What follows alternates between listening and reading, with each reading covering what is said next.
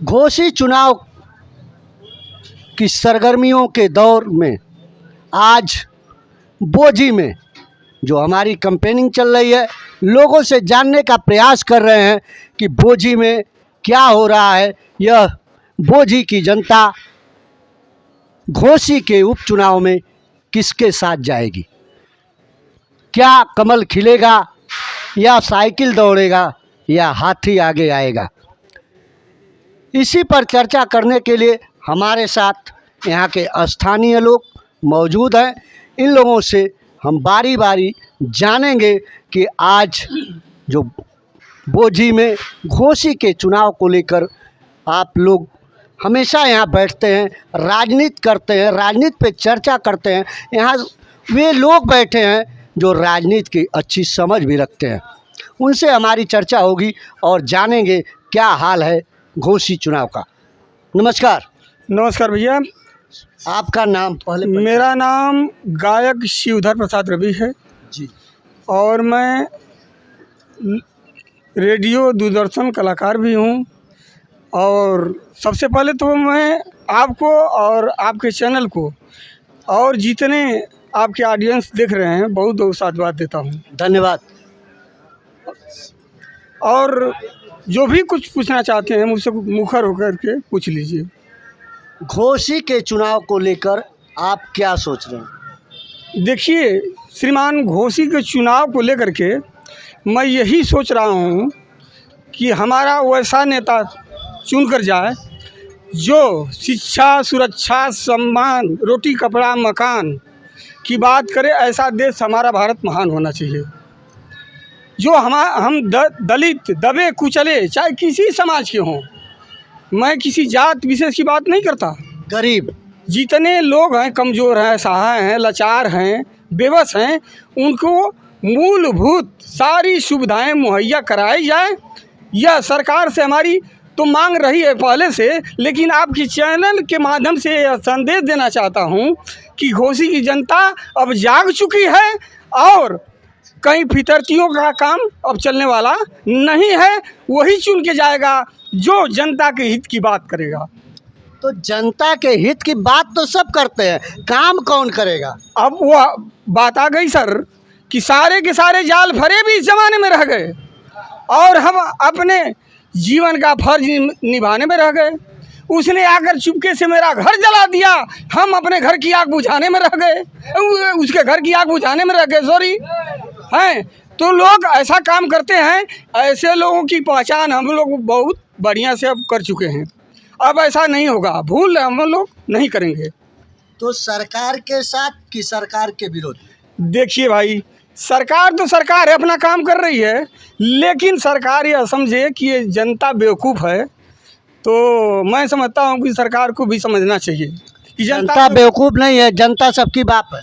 जनता लोकतंत्र में डेमोक्रेसी है। हैं तो आप अपने अधिकार का प्रयोग करेंगे? जी, ये सत्य है। मैं अपने मताधिकार का प्रयोग करूंगा, सारे लोग करेंगे। अभिव्यक्ति की आज़ादी भारतीय संविधान देता है। यह देश संविधान से चलता है, तो संविधान के बारे में सबको मालूम है। कोई ज़्यादा जानते हैं, कोई कम जानते हैं, लेकिन देश के बारे में और सरकार के बारे में भी सबको जानकारी है। कितना विकास हुआ है, हैं, कितना किसको क्या मिला है, खुली किताब है।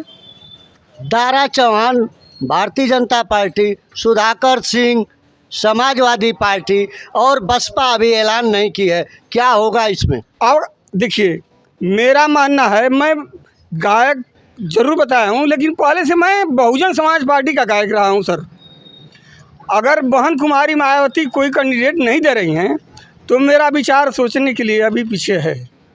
अगर आगे आप बता रहे हैं समाजवादी पार्टी और भाजपा के, तो हम चाहेंगे कि भाई जो दबे कुचले लोगों की आवाज़ बने हैं या बन चुके हैं, उनके पक्ष में ही बात किया जाए। धन्यवाद। मास्टर जी, चुनाव का बिगुल बज चुका है। आज पुनः जो है घोषी में 2 साल के अंदर चुनाव होने जा रहा है, इसको लेकर आप क्या कहें? देखिए, जनता जो है इस चुनाव को लेकर बड़े ही असमंजस में है। कि यह चुनाव विषम परिस्थिति पैदा की गई। परिस्थिति ऐसी नहीं थी, इसको विषम परिस्थिति पैदा करके यह चुनाव किया जा रहा है। जनता इसको इस बार समझ रही है। उसका उत्तर जनता देगी। जनता उत्तर देगी आप कह रहे हैं। क्या ऐसा रहा कि दारा चौहान समाजवादी पार्टी को छोड़कर पुनः घर वापसी किए, भाजपा में आए? ऐसा क्या हुआ समाजवादी पार्टी में कि दारा चौहान ने छोड़ा? देखिए, घर वापसी की जहाँ तक बात है, जो हर दल में व्यक्ति रह चुका हो तो उसका सभी घर हो गया। तो फिर इस दल से दूसरे दल में जाएंगे तो कहेंगे कि हम घर वापसी है। संभव है। सब घर हो गया तो सब घर में वापसी हो सकती है। अब जनता निर्णय देगी। क्या लग रहा है? अभी तो कान्हा भाई हम अकेले व्यक्ति के हिसाब से तो है नहीं। एक एक आदमी जब बोलता है तो परिणाम आ जाता बोलता है तो परिणाम आएगा। वो तो अभी भविष्य में है, गर्भ में है। और यह चुनाव किसी पार्टी का नहीं है। मैं आपको बता दूं, ये है संतोष यादव जी, मास्टर साहब, और खुल के बात करते हैं राजनीति पे, इसीलिए मैं इनसे बात कर रहा हूं। और मैं एक सवाल आपसे पुनः करूंगा कि साइकिल या सरकार? देखिए, यह चुनाव साइकिल और सरकार का नहीं है। यह उपचुनाव है, एक सिंगल सीट है। जनता यहाँ सरकार बनाने के लिए वोट नहीं कर रही है। जनता वोट इस पर करेगी कि कौन विधायक होगा, हमारा सुनेगा, हमसे मिलेगा, ठीक है, उसके लिए वो चुनाव करेगी। इस चुनाव से सरकार बनने बिगड़ने का कोई मतलब नहीं है। न यह जाति चुनाव होगा, न पार्टी का चुनाव होगा। जनता के सुख दुख को सुनने वाला जो मिलेगा, उपलब्ध होगा, जनता उसी व्यक्ति को अपना चुनाव करेगी, यानी स्थानीय। धन्यवाद। अब हमारे साथ मौजूद हैं उत्तर प्रदेश की राजनीति में पूर्वांचल के गांधी कहे जाने वाले और कांग्रेस के बड़े लीडरों में से एक आज हमारे साथ मौजूद हैं। आप हैं राम प्यारे यादव जी। मैं इनसे बात करूंगा और जानूंगा, जो ज़िले की राजनीति को तो छोड़ दीजिए, जब ज़िला आजमगढ़ में था, मऊ नहीं बना था, तब भी आप राजनीति करते थे, बहुत पुराने राजनीतिज्ञ हैं, और उनसे हम जानेंगे कि घोसी में क्या होने वाला है। सबसे पहले तो आपको यस चैनल में भारत के बहुत बहुत बधाई। धन्यवाद। नेताजी, यह बोझी का चुनाव कैसा रहेगा? बोझी एक ऐसी घोसी में बोझी एक ऐसी जगह है जहाँ से चुनाव की हवा उठती बिगड़ती बनती है। और अभी आपको एक हफ्ते बाद हमारे जैसे लोगों से पूछना चाहिए। अभी तो केवल 2 प्रत्याशी सामने आए हैं, अभी अन्य पार्टियों के प्रत्याशी आना बाकी है। तो जब सभी प्रत्याशी आ जाते हैं तब उस बीच में जनता का कुछ निर्णय आखिरी होता है। लेकिन फ़िलहाल 2 ध्रुवों के बीच की लड़ाई है। एक कि शासन के पक्ष में है या शासन के विपक्ष में है। और जो चुनाव की परिस्थिति अभी संतोष जी कह रहे थे कि पैदा कर दी गई, कोई कारण नहीं था। अगर कोई कारण होता, भाई जिसे मान लीजिए फागू चौहान राज्यपाल बना दिए गए तो एक कारण था, लेकिन आज कोई कारण नहीं था कि एक आदमी जो पहले अभी 13 महीना पहले यह कह करके कि हम भाजपा में अब कभी मुड़ कर नहीं देखेंगे और भाजपा पिछड़े दलितों का अहित कर रही है, यह भाषण दे करके ये अच्छा काम नहीं कर रही, हम उनका साथ छोड़ रहे हैं, और फिर सपा ने टिकट दे दिया। एक चैनल में एक इंटरव्यू में आपने हमसे लिया भी था, हम बताए भी थे आपको कि नेताओं का टेस्ट हो गया है। भाई सवेरे जब गाड़ी पहुँच करके ड्राइवर तैयार होता है तो उनसे पूछता है कि कल वाला झंडा रहेगा या कि आज कोई दूसरा बदल देना है। तो ऐसी परिस्थिति में ये लोग जो रोज़ाना दल बदल करके और जनता के ऊपर भार डालते चले जा रहे हैं। ये चुनाव होगा तो आप मानिए, क्या इस चुनाव में जनता का पैसा जो सरकारी पैसा है वो खर्च होगा कि नहीं खर्च होगा? होगा खर्च। आखिर एक भार ये कौन डाल रहा है? राजनीतिक पार्टी राजनीतिक पार्टियां भार डाल रही हैं ना, वो डाल रहे हैं जो जिनको सत्ता का मोह है कि हम जब सत्ता में रहेंगे तभी काम चलेगा, तो हटाओ इसको, आज इसमें रहें कल उसमें चले जाएं, और यह जनता के ऊपर भार बढ़ता जाए, तो जनता की दुख दर्द की बात तो करते नहीं। ऐसी परिस्थिति में ऐसे लोगों को नकार देना ही उचित है। मेरा जहाँ तक आपने जो बात कहा, ऐसे लोगों को आप जब तक नकारेंगे नहीं तब तक वो अपनी आदत से सुधरेंगे नहीं। कांग्रेस क्या करेगी यहाँ के चुनाव में घोसी के? अभी देखिए, मैंने कहा ना कि अभी 1 हफ्ता तक आपको इंतज़ार करना चाहिए। जहाँ तक मेरा अपना अंदाज है कि हम गठबंधन का काम कर रहे हैं, जिसमें कांग्रेस पार्टी उस गठबंधन का नेतृत्व कर रही है। बड़ा सोच समझ करके कांग्रेस पार्टी कदम उठाएगी, और ऐसा कोई काम कांग्रेस पार्टी नहीं करेगी जिससे गठबंधन का नुकसान हो। धन्यवाद। घोसी के चुनाव को आप किस नज़रिए से देखते हैं?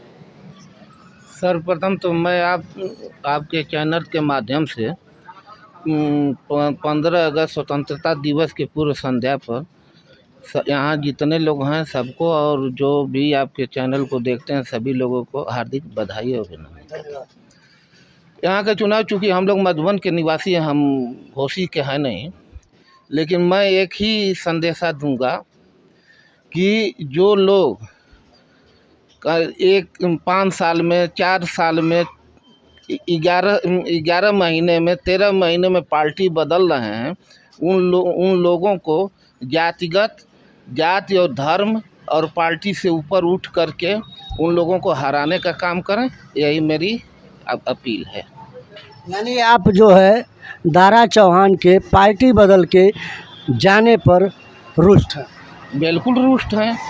जो ये खर्च पड़ेगा हम जनता के ऊपर ही न पड़ेगा, सरकारी पैसा जो भी लगेगा जो है, आखिर क्या ज़रूरत थी उनको 13 महीने में पार्टी में त्यागपत्र दे करके और फिर चुनाव मैदान में आने का? क्या विकास मुद्दा नहीं होगा?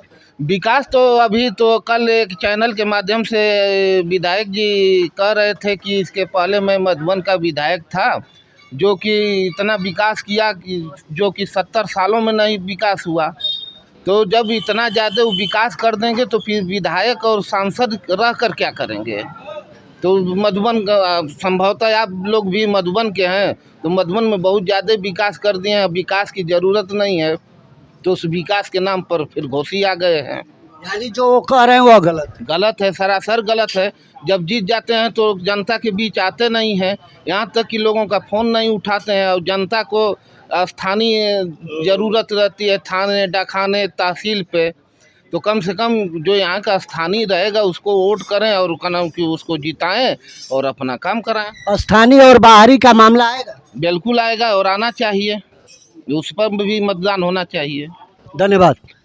आप देखिए तमाम लोग अपनी बातें कर रहे हैं। इसी बीच में हमारे साथ मौजूद हैं श्री राम सेठ जी, आपसे हमारी चर्चा होगी। सेठ जी, क्या हाल है घोसी के उपचुनाव का? सबसे हेहर करें, सबसे पहले तो मैं आपके चैनल को और पत्रकारिता को सबको हृदय की गहराइयों से वंदन, अभिनंदन, स्वागत करता हूं।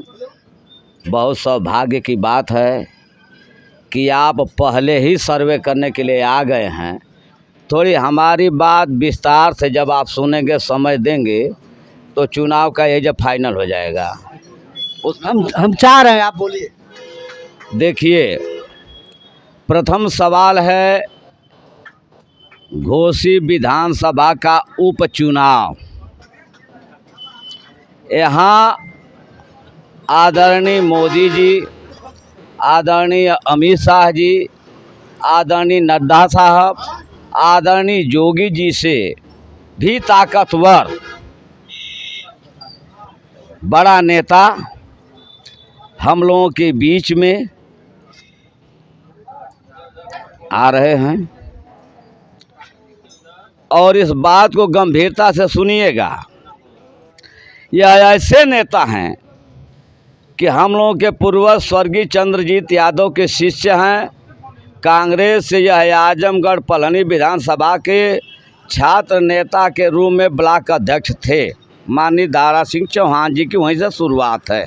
एक प्रेस की दुकान थी, संगत बढ़ती गई, तकदीर लड़ती गई, इसलिए इनको मैंने बड़ा नेता कहा है। इसमें जनता और नेता, राष्ट्रीय नेता, राष्ट्रीय पार्टियां जब इतने बड़े विद्वान लोग जो देश के पीएम और प्रदेश के सीएम हैं, जो 30 करोड़ और 1.5 अरब जनता के मालिक हैं, और इस नेता के सामने एक तरह से कहूँ कि ये नेता श्रेष्ठ है कि श्रेष्ठ नेता इनसे नीचे हैं। जो व्यक्ति कांग्रेस पार्टी को धोखा दिया, जो व्यक्ति बहुजन समाज पार्टी को धोखा दिया, जो व्यक्ति भारतीय जनता पार्टी को धोखा दिया, जो व्यक्ति समाजवादी पार्टी को धोखा दिया, अब मुझे यह राजनीति नहीं समझ में आती है बड़े नेताओं की कि जो ही दल बदल करते हैं तो वजीफा में टिकट फर्स्ट होता है और उसके बाद मंत्री बनते हैं।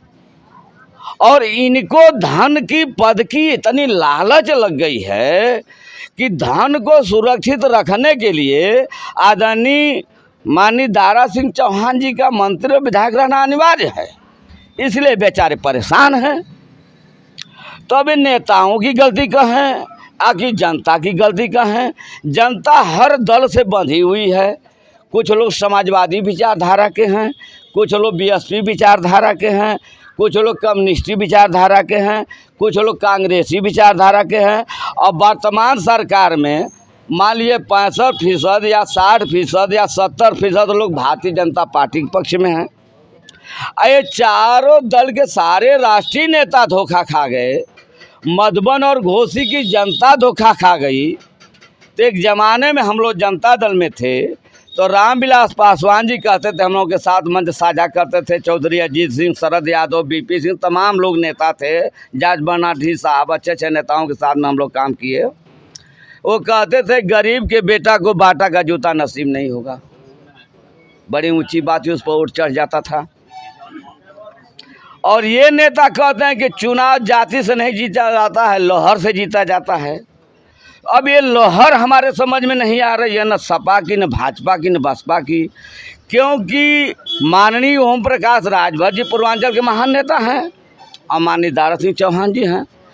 जब जोगी जी को, आदरणीय मोदी जी को, आदरणीय राजनाथ सिंह जी को, तमाम नड्डा जी साहब जी को सरकार बनाने की, प्रधानमंत्री की कुर्सी हासिल करने की ज़रूरत थी, सीएम बनने की आदरणीय जोगी जी को ज़रूरत थी, उस समय बेचारे विपक्षी खेमा में अनाप शनाप भाषण देते थे, उनके खिलाफ बोलते थे। ये दोनों नेताओं के बगैर मौजूदगी की सरकार केंद्र प्रदेश में बन गई। फिर आज मेरे समझ में नहीं आ रहा है कि राष्ट्रीय नेतृत्व क्यों ऐसा काम कर रहा है। जनता को तो स्वयं राष्ट्रीय नेतृत्व तो धोखा दे रहा है कि जब आप प्रधानमंत्री बन गए, आप पूर्ण बहुमत की सरकार हो गई, पूर्ण बहुमत की उत्तर प्रदेश की सरकार हो गई, तो इससे न अब अखिलेश यादव को दोबारा मुख्यमंत्री बनने का अवसर है। न कहीं हमको घातक जोगी जी पर लग रहा है कि अगर ये नहीं जीतेंगे तो जोगी जी का चुनाव यहाँ फाइट है। समाजवादी पार्टी से जीते थे, माननीय अखिलेश जी की लहर चल रही थी, प्रेस से लेके, अधिकारी से लेके, चौकीदार, चपरासी से लेके सभी लोग कहते हैं कि अब की बार अखिलेश जी मुख्यमंत्री बनेंगे। ये दोनों महारथी बनाते रह गए, नहीं बने या बोली बोलते हैं। अब देखिए यही राजनीति है। तो मेरा मानना है घोसी की जनता से, जो अगड़ा पिछड़ा, दलित, शोषित, मुस्लिम, हर जाति धर्म को बार बार धोखा दे करके अनवरत 30 वर्षों से मऊ के धन को लेकर के पलायन हो जा रहा है, अपने सुख सुविधा में मौज उड़ाने में व्यस्त रहता है। तो अब जनता को यह जरूर सोचना चाहिए कि अपना बेटा अपना होता है, चाहे अंधा हो चाहे लंगड़ा हो, कोई अपने बेटा की हत्या नहीं करता है। लेकिन जब से स्वर्गीय कल्पनाथ राय जी मर के चले गए 3 ओवरब्रिज दिए, कलेक्ट्रेट दिए, दीवानी दिए, और क्या नाम है, जेल से लेके ओवरब्रिज से लेके क्या नहीं कर बना रहा किया इस जिले के लिए। और जब उनका यहाँ से भगवान के यहाँ चले गए, तब से यहाँ बाहरी ज़िले के लोग आकर के अंग्रेज़ों की तरफ से छावनी बना करके हमारे धन का, मन का, धर्म का, मजहब का, इज्जत आबरू का खिलवाड़ बना दिए हैं। तो ऐसी दशा में जनता की ये प्राथमिकता है, चाहे किसी जात का हो, वह अपने स्थानीय नेता को चुने, विधायक बनाए, जो बिना भाड़ा के साइकिल निशान है समाजवादी पार्टी की, साइकिलिया से उसके दरवाजे पहुंच जाए, सुबह शाम अपनी बात कह ले, उसकी बात को सुन ले। इसलिए जो आदमी सारे समाज को धोखा दे रहा है, अगर जो व्यक्ति या मतदाता घोषित 354 विधानसभा क्षेत्र का दोबारा अगर उसको मतदान करता है आदरणीय माननीय दारा सिंह चौहान जी को, तो पाप का भागी बनेगा। अगर हराने का काम करता है तो ऐसे महान नेता का और देश के या प्रदेश की राजनीति में सबक सिखाने का काम करेगा। उसके खिलाफ दिया हुआ वोट पुण्य का वोट होगा, धर्म का वोट होगा, गरीब का वोट होगा, जीत का वोट होगा। मैं तो यही चाहता हूँ घोसी की जनता निर्णय ले, क्योंकि ये बार बार छलिए हम लोग को छल के चले जाते हैं बेवकूफ़। हम लोग नपुंसक की भांत, छक्का के भांत, नेता विहीन होकर के अपने औलाद को नेता नहीं बना पा रहे हैं। मेरे दुर्भाग्य की बात है, मऊ जनपद और घोसी विधानसभा और तमाम दुर्भाग्य की बात है कि हम अपना न पैदा करके दूसरे पर लालायित होकर के अपने धन का बंदरबाट कर रहे हैं। न कहीं विकास का ईंट है, न कहीं शिलापट है, कहीं न नाला है। आप बताइए आदरणीय मुलायम सिंह यादव जी, सभी लोग कहते हैं मुलायम सिंह, कोई मुलायम सिंह हम नहीं हो सकता चरण सिंह के बाद। मुलायम सिंह ने पहली नीति बनाया, प्रथम बार जब मुख्यमंत्री बने, सारे गरीबों को पट्टा, सारे बच्चियों को साइकिल, सारे जात के बच्चों को वजीफा, एमत तक की पढ़ाई फीस माफ और लगान माफ, ट्यूबवेल की सिंचाई पानी माफ, हर बुजुर्ग विधवा विकलांग विधुर को पेंशन, बेरोजगारी भत्ता और सड़क जो भी करना था आदरणीय मुलायम सिंह यादव ने क्या नहीं किया इस प्रदेश की जनता के लिए। लेकिन प्रदेश की जनता वही है कि छलिया आएंगे रूप बदल के और डमरू बजा के फिर अंगूठा दिखा के चले जाएंगे। फिर कहाँ मिलना है चुनाव के बाद। आप ही के विधानसभा से जी सगड़ी में जाके यचन पटेल चुनाव जीत गए, क्यों? इसका जवाब है आपको? हाँ बिल्कुल जवाब है। सगड़ी में वो चुनाव जीत गए तो अब सगड़ी की जनता माननीय यचन सिंह पटेल को मैं धन्यवाद देना चाहता हूं कि वह लकी हैं कि गांव के प्रधानी से लेके प्रमुखी से लेके जिला पंचायत से लेके विधायक की तक पहुंच गए हैं और बहुत बड़े सर्जन और डॉक्टर हैं। अगर सगड़ी में अच्छा काम करेंगे तो फिर दोबारा वहाँ विधायक रहेंगे, नहीं तो हम ही लोगों की तरफ से वहाँ की जनता भी लात मार के खदेड़ देगी। उसको सत्य करने में हमें कोई गुरेज नहीं। कहाँ आप खदेड़ पा रहे हैं? 27 साल से आप गुलामी झेल रहे हैं। कल्पना राय के जाने के बाद आपकी औकात हैसियत नहीं बन रही है कि आप जो है बना लें अपना विधायक और सांसद। आप कह रहे हैं बार बार, अरे आप क्यों नहीं आजमगढ़ में 10 सीट पे अपने प्रत्याशी मऊ और आजमगढ़ में उतारे? मैंने पहले ही आपको बता दिया कि जिन बूढ़ा तीन पाइयाँ गहरे पानी पैठ, ये राष्ट्रीय नेतृत्व के सामने हम लोग अपने सब्जेक्ट को विषय को रखते हैं।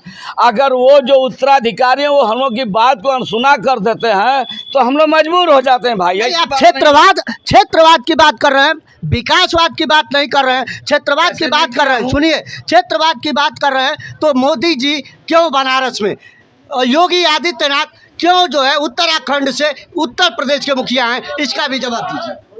सर सुनिए, यह संविधान में वर्णित है, एक राष्ट्र एक भारत में कोई भी व्यक्ति सक्षम है इंडिया के किसी भी कोने में लोकसभा का चुनाव लड़ सकता है और राज्यसभा के लिए भी चुन के आ सकता है।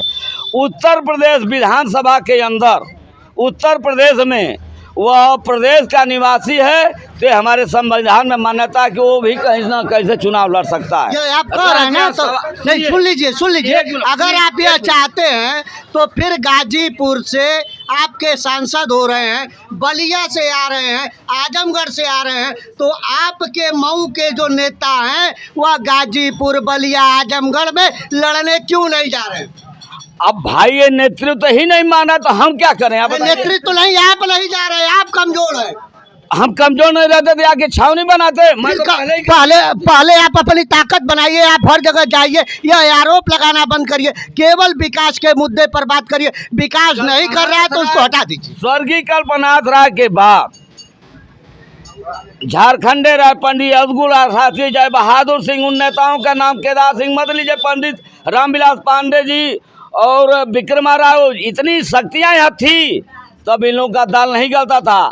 आज हमारे आपके फूट के कारण ये लूट मचा रहे हैं। मैं अब से सावधान कर रहा हूँ, हर चुनाव में सावधान करता हूँ, लेकिन अकेले चना तो भार फोड़ेगा नहीं, भरभूजे की आग फोड़ देगा, भरभूजे की आग फोड़ देगा। लेकिन अब मैं दावे के साथ कह रहा हूँ कि एक बार हुआ, दो बार हुआ, कई बार हुआ, अब जनता होशियार हो गई, अब की बार नहीं होगा। यहाँ से जो भी आएगा आसानी जीत के जाएगा। जय हिंद, जय समाजवाद, जय मुलायम। धन्यवाद। अब हमारे साथ मौजूद है जितेंद्र जी। जितेंद्र जी से जानेंगे बोझी चुनाव पे, घोसी। अरे मतलब आप हमारे पहले मित्र हैं, इसके बाद ये हैं, आपको बहुत बहुत धन्यवाद। चुनाव तो घोसी में दूसरी बार हो रहा है उपचुनाव। यहाँ की जनता उब चुकी है चुनाव से। तो उपचुनाव से उबी है कि चुनाव से? चुनाव से उब चुकी है, बार बार यही जो है उपचुनाव हो रहा है। नेता लोग हैं आज इधर कल उधर चले जा रहे हैं। तो क्या करेंगे? ये आना और जाना क्यों लगा है? आना जाना अपने स्वार्थ में लगा है, अपने स्वार्थ के लिए लोग आ जा रहे हैं। स्वार्थ में पब्लिक भी आए और जाए। पब्लिक ये सोच रही है अब की बार निर्णय लेगी, अच्छा निर्णय लेगी। ये तो मैं देखते आ रहा हूँ, बार बार कहते हैं कि अच्छा निर्णय लेंगे और निर्णय वही आता है जिसको आप नहीं चाहते। सही है, नहीं आता, लेकिन इस बार आएगा, इसलिए जनता बहुत उब चुकी है। मुद्दा क्या होगा? विकास, क्षेत्रवाद, समाजवाद? विकास का भी मुद्दा होगा, क्षेत्रवाद का भी मुद्दा होगा कि यहाँ का हो, अस्थाई हो, हम लोगों से मिले, यहाँ के लोकल लोग जाएं तो उनसे भेंट हो। मुद्दा यही सब होगा। विकास, अब विकास भी चाहिए कि हम जो विधायक हो यहाँ का वो विधानसभा घोसी का विकास करे, यही सब मुद्दा होना चाहिए। बहुत बहुत धन्यवाद। आप देख रहे थे हमें बोझी मार्केट से यहाँ के दिग्गजों का आपने ओपिनियन सुना। ये जो है स्थानीय होना चाहिए, विकास का भी मुद्दा है, क्षेत्रवाद का भी मुद्दा है। और आने वाले समय में अभी हर पार्टी के प्रत्याशी नहीं आए हैं, इसलिए कहना थोड़ा कठिन लग रहा है, लेकिन आने वाले समय में पुनः हम यहाँ आकर फिर मिलेंगे। और तब तक देखते रहिए यस भारत न्यूज़। मैं संजय मिश्रा।